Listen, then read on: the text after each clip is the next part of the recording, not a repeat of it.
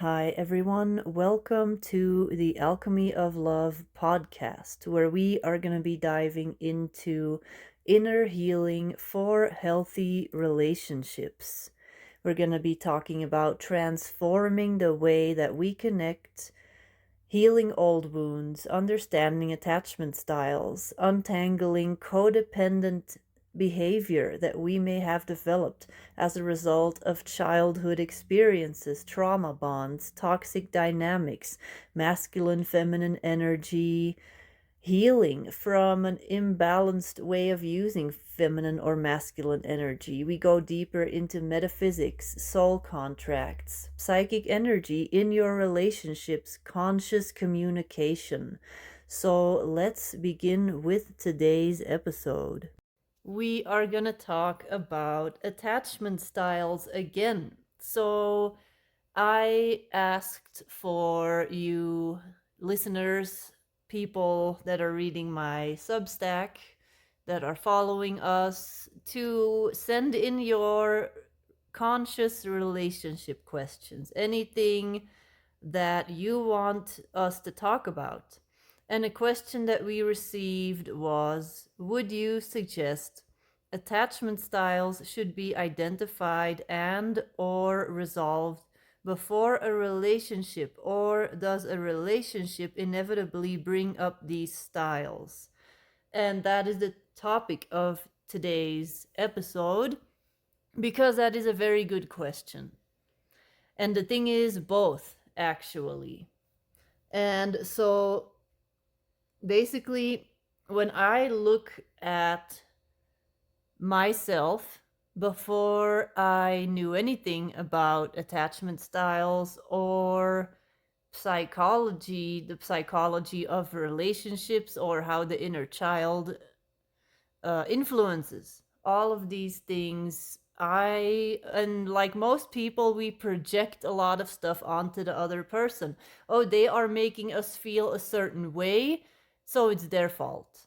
But the thing is that the way we feel about other people's actions is often exaggerated or influenced by the attachment style that we have. And if that is an insecure attachment style, then that is immediately a big issue in the relationship. So it's going to both bring up these attachment styles, and at the same time, when you're aware of it, it's going to highlight where there is an imbalance that needs to be healed. What is your opinion? It's like we're so wired to be a part of a group, and we're so wired to be in relationships, and we're so like that's what our heart needs, and that's what we created this kind of like free will experience for, was to learn how to be in relationships. And so I think we've gone into this like lone wolf type of society where the relationship aspect is so integral that it brings up always the deepest things within us. And so the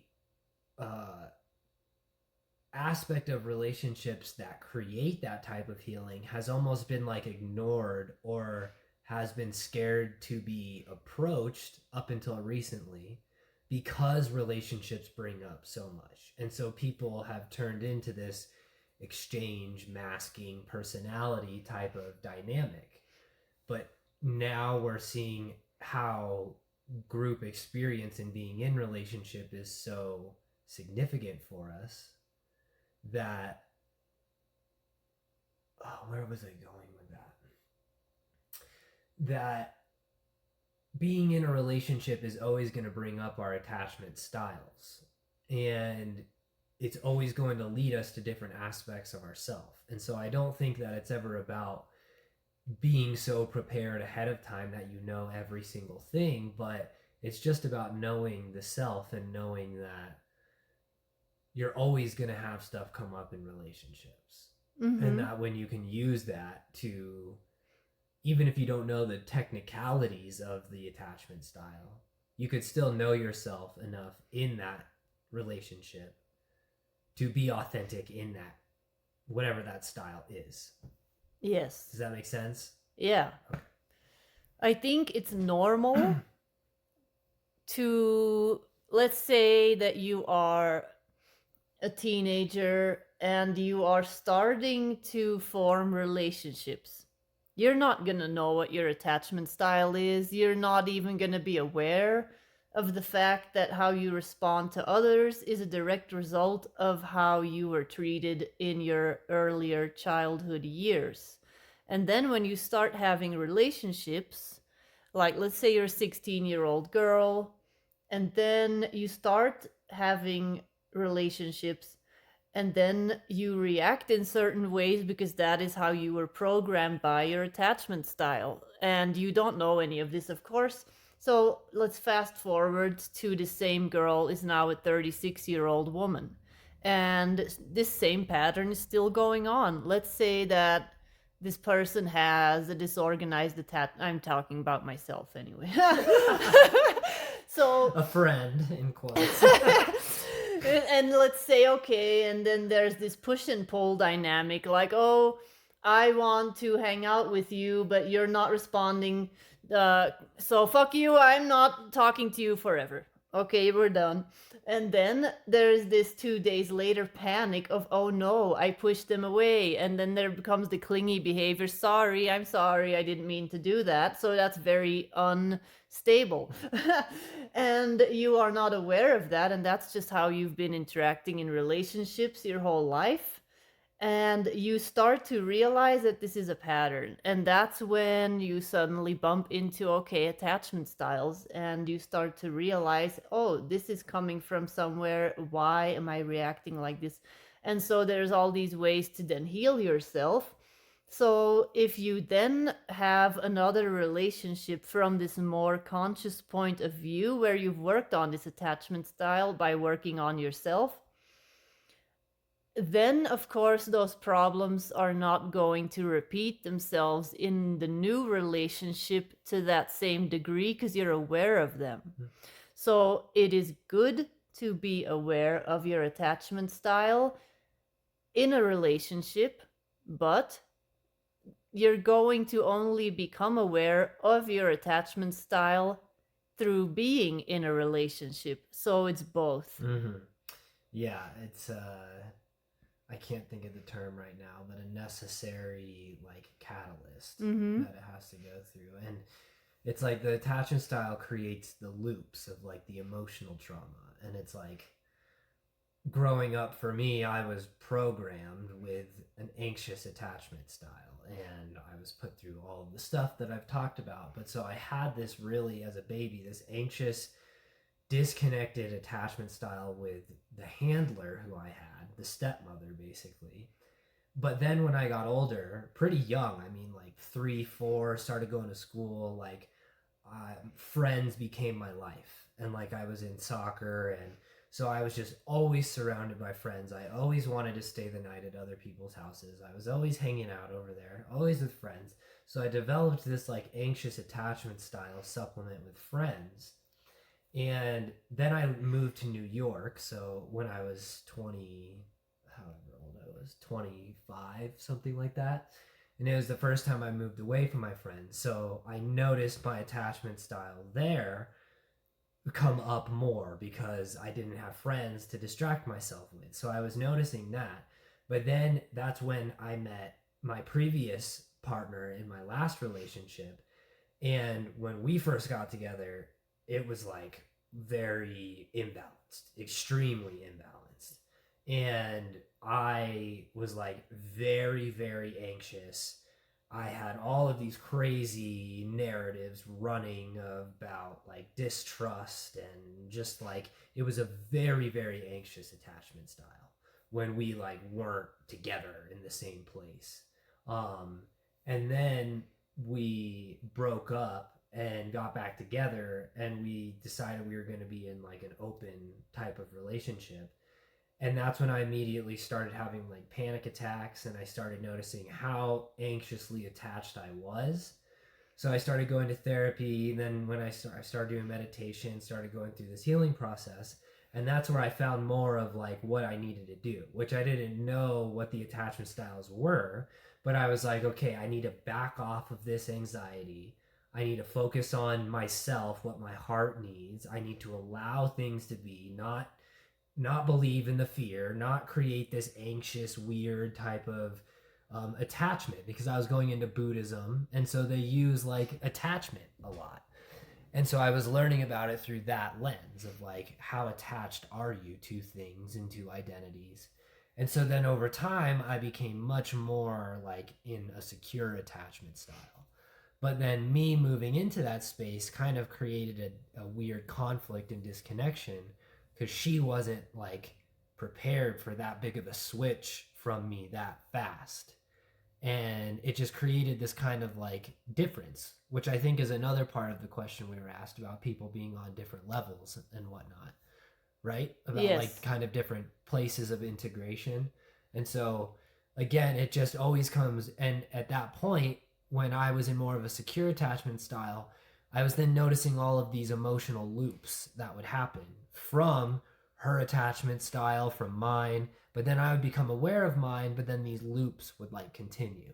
So we got divorced, we broke up, and then I eventually met you, and then I noticed another level of detachment styles that I had gone through, of like healing this stuff, seeing it, being on my own for a while, recognizing it there, and then I met you, and then all the other stuff started coming up again, of like, I was back in a space with you, we were having interactions, and it was just bringing up the new level of attachment and trauma and different conditioning and things to work with. So it flipped over time for me in that relationship when I found healing.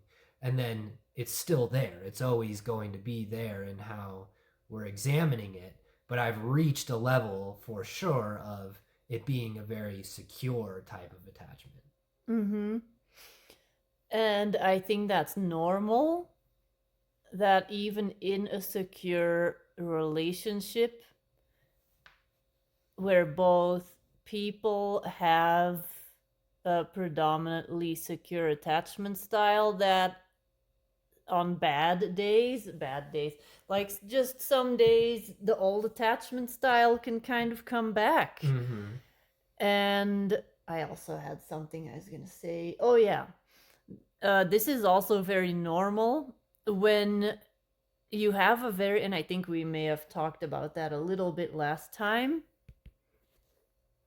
that when you have somebody that's very anxiously attached, they're subconsciously going to attract very avoidant people, or people that are disorganized are gonna just attract other disorganized people, or depending on who they attract, they're gonna lean in more to an anxious or an avoidant style. If one person is leaning in a whole bunch and being very clingy and anxiously attached, the other one is automatically gonna become avoidant. But if two people are in a secure attachment style, then a secure person is not going to be attracted to a non-secure person. It's just not going to be interesting for them. But it's this whole trauma loop of reliving this childhood connection of whoever it was that ended up basically contributing to you being either avoidant or anxiously attached. You're going to seek out that same trigger. The person that has made you become very clingy, they're going to be an avoidant parent or something. So you're going to then find somebody that looks like that. And the same thing, like in my case, a lot of the time, I think I subconsciously, I had like a disorganized attachment style that was leaning more towards avoidant. So what I did in relationships, or when I started having boyfriends and they started getting a little too clingy, I was like, yep, bye. And I was gone. And because I subconsciously was doing this, because my parents got divorced, and then my dad was not very active in my life for a while. And then with my mom, I had a very complicated relationship the first 12 years of my life. And I basically just kind of was like, yep, I'll just raise myself. Mm-hmm. I don't need anyone. and I just didn't want to let people see that I was upset or needing love. I'm like, I don't need anything. I have myself. I don't need people. And so that pattern came back. Or what also will come up, and that ties into what you were just saying with the attachment styles, the old attachment style, the anxious feeling for you coming up again. When you have done all the healing on your own, so let's say, in my case, let's go back to like 16-year-old me that was all like, oh yeah, blah blah blah, being very disorganized in my attachment style and repeating this pattern with all these people that I then got involved with. Well, not all these, I'm not that it was that many, you know what I mean. And I was normal, okay. And then I had the biggest catalyst for me to really work on my attachment style was the relationship I had from 2021 until 2023. And after that, I just started really working on my attachment style, feeling very secure on my own.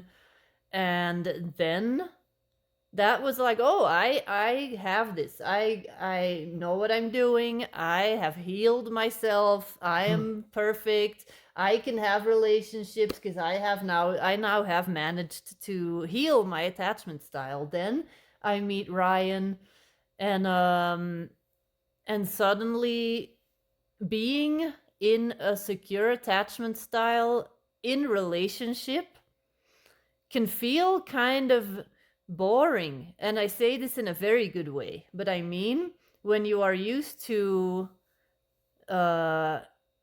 theatrical stuff constantly happening in your relationships, when you are used to having to deal with the push and pull and the anxious and the avoidant and the pushing and the pulling and all of this, when that's not happening, you're gonna ask yourself, oh my God, is this normal? What if we don't love each other? But it's not love, it's anxiety that is keeping these avoidant and anxious people going back and forth with each other. So until you heal this within yourself, and then you go and be with another healed person, you're not going to see what it's actually like to be in a healthy relationship and what love actually is supposed to be when it's balanced and harmonious. Because you're going to think that this ping pong effect that you've been in for the past 20 years is normal, and it's not normal. Mm-hmm. Yes. Yeah. Anything you want? I don't know. Do we have any other questions? No, that's the theme of today. Okay. That is what we're talking about. But I think this also comes back in friendships. And with clients, even if you're like us doing this work, I have started. That's why it is just so interesting. Anything that has to do with how does the brain work, and how are you going to react based on what your brain is making you do. I like trauma healing, attachment styles. I think it's really good to understand how your brain is working, what is making it do these things. And I can always tell when I get emails from people, the first few times I'm communicating with someone, whether that's a client, somebody that's trying to be my friend, I can immediately tell if they have a secure attachment style, if they are avoidant, or if they're anxiously attached. Because you will subconsciously play out the same patterns with your friends, with coworkers, with people in general. Yes. Anything? I don't really have anything to add. No? No. You're explaining it pretty straightforward.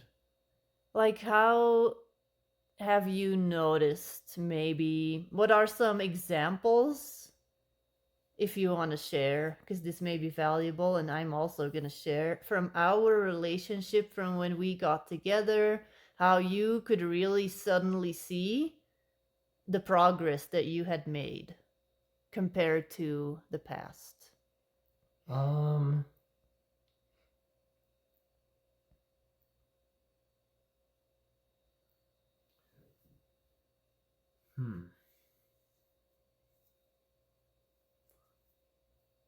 I was an entirely different person. Like, the person that I was when I met you compared to a year and a half to 2 years before It was like, it was different. And I don't know if there's anything specific in terms of the progress. I didn't have any fear at all. And in terms of other relationships, like, it's like fear was always there. And so it was just like, I was completely aware of what I needed to do and how I needed to act and how I needed to express myself. And so it's like, it's a night and day difference almost. Mm-hmm. Yeah, I think in my case, the moment in the past where I felt that there were not expectations, but that there was like this energy coming towards me, and I felt, and I'm now seeing, and because I've learned about attachment styles, a lot of avoidant people or people that are kind of disorganized, when it becomes too intense and too serious, they're gonna like shut themselves off from it because they don't want to feel it. And I would do that in the past. I'm now seeing with the relationships, I would shut it off and like, nope, this is too much. I'm gonna now push you away a little bit because you're getting a little too intense. And this would happen in relationships with people, but it was also because they were maybe not secure themselves and very clingy, and I could feel these unspoken expectations, and that was like suffocating me. And I was like, I cannot basically answer these expectations.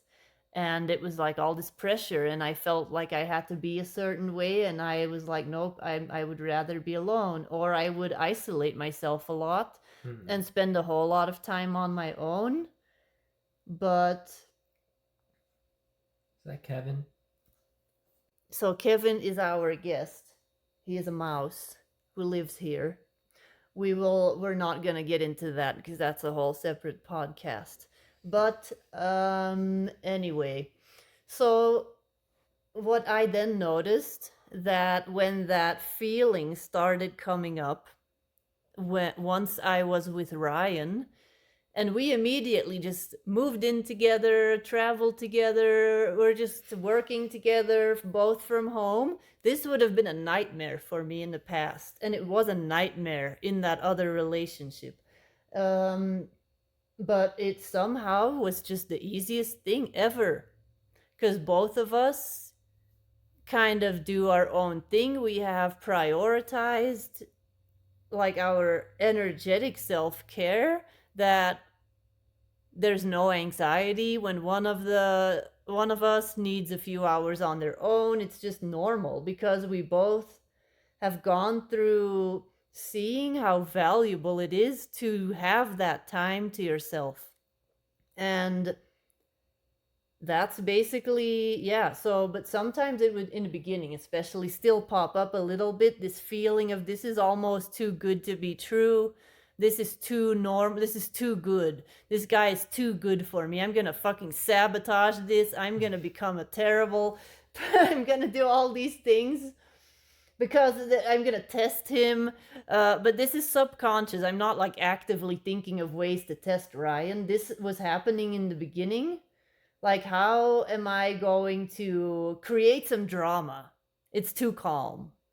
And then when I caught myself in that trigger, is when I realized, oh, I'm going back to the avoidant attachment style. And now that I'm in a relationship, I'm actually recognizing it. And because I was on my own working on all this stuff, I was not able to see it. And now I am. And then I would just tell him. I would tell him some of the things that came up, or I would just really tell myself, okay, this is good. Like, what is happening now is that you are just going through some deeper layers of the old attachment style that are coming up. and this is actually what a normal, good, healthy relationship feels like. And then after a while, it just never popped up again, and now it hasn't been an issue. This only happened, I think, the first 2 or 3 months after we got together, and then it just kind of never happened again. And I think because we just started off with so much communication, like we just talked nonstop. And so then when we realized we were going to actually be together, we also both had kind of trial runs. I don't want to call them trial runs, but we had relationships with people who weren't resonating in the same way. And so like I knew that the core of it was communication, being transparent, and not having secrets, and not like, it's like I experienced all that already. So it's like there's no way that I would like go back to that again. And so it was just like, okay, like this is the next level of like putting in that kind of that transparency. But then it's just naturally gonna bring up the deep layers of trauma that we both had, which in the previous relationships for me, well, in the one where I was married, I didn't really know I had this level of trauma until the memories started coming up. And so that was a whole like rocking the entire ground we were standing on in that relationship. And then after that, right before I met you, I had this like very quick relationship. But at that point, I was also like different, and I knew that I just had to speak and be straightforward and be transparent. So I'd like, and the trauma that I have is very deeply around sex. It's around like all the sexual trauma that I've had, and that's just always been like at the very core of my shame complex, basically. And so I just knew it was about just talking to you about that, and I had already talked to you about that, and because it was just like a normal thing that we were talking about. And so it just became this safe space for it to be less about like attachment, even in general, and more about like being safe. But then there was this like, because I think in my last relationships I went, don't be attached at all, like furthest thing from attachment, don't be attached. What is all that? He's holding a clump of hair in his hand. You cannot all see stuck it. on the bottom of my sock, and my eyes are following this clump of hair. I gotta throw this because I need to see where the hell he's gonna go with this. Hair, so anyway, yeah. So, what was I talking about? The safety, feeling safe. Oh yeah, and I think you can go far into like I'm non-attached, like the very kind of Buddhist character of like I'm not attached to anything at all. But then there became with us this like recognition of safety in attachment and independence, in some sort of dependence and interdependence on each other, and not being these two independent like lone wolves that are then trying to like do the singular things together. It's like we became one being. And I think that's a whole different topic that we could cover in the next episode, maybe. Codependency versus interdependency. That's actually something that we are going to elaborate on in a whole separate episode. So yeah, I think this may be enough for today, because I think that's kind of answers the question. If you have any more questions about conscious relationships, healing attachment styles, codependency, toxic relationships, narcissistic abuse, healing, trauma bonds, masculine, feminine energy, just anything that has to do with this type of stuff, let us know. Anything you would like to add? No, I feel complete. Also, if you want to get some guidance on a personal level, Ryan and I have services. We can work with you individually in sessions or longer mentorship journeys with you and your partner together. Around all that, this kind of stuff. So you can find more information in the description, and we will see you again in the next episode. Bye-bye. Bye-bye.